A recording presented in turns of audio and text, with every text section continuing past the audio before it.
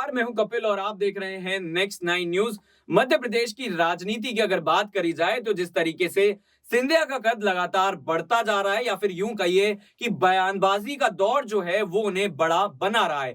हमने देखा कि मध्य प्रदेश में इस साल के अंत में चुनाव होने हैं और इन चुनाव से पहले कमलनाथ लगातार सिंधिया के ऊपर बयानबाजी कर रहे हैं। कहा जाता है कि सिंधिया कोई तोप नहीं है, लेकिन अगर बीजेपी की बात करी जाए तो ऐसा नहीं है कि बीजेपी उन्हें दरकिनार करती हुई नजर आ रही है।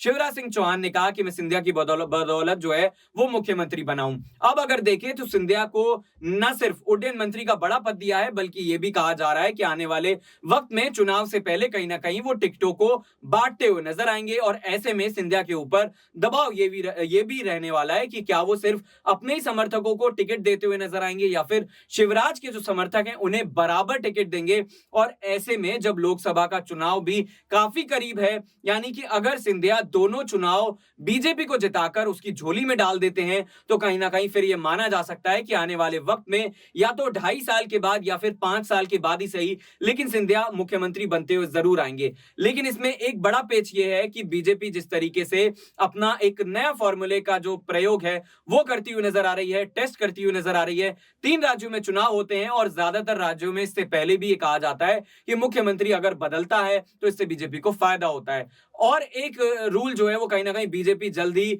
इंप्लीमेंट करने वाली है, लागू करने वाली है, जिसमें कहा जाता है कि 70 साल से ऊपर के जो नेता हैं उन्हें रिटायरमेंट दे दिया जाता है, यानी कि वो राजनीति में एक्टिव भले ही रहते हैं लेकिन पदों पर, यानी कि मुख्यमंत्री पद की बात करी जाए या फिर किसी और पद की बात करी जाए तो उसमें एक्टिव नहीं रहते। तो ऐसे में शिवराज सिंह चौहान की भी उम्र जो है वो बढ़ती जा रही है। कहीं ना कहीं ये तमाम चीजें सिंधिया को फायदा पहुंचा सकती हैं और मोदी शाह अगर मेहरबान होते हैं तो फिर सिंधिया सीधे मुख्यमंत्री बनते हुए नजर आएंगे। तो ये तमाम ऐसे सवाल हैं जिनका जवाब ढूंढने की कोशिश न सिर्फ जनता कर रही है बल्कि सिंधिया खुद भी करते हुए नजर आ रहे हैं। आपसे भी यही सवाल रहेगा, कमेंट करके जरूर बताएगा अपनी राय प्रतिक्रिया। देखते रहिए नेक्स्ट नाइन न्यूज। नमस्कार।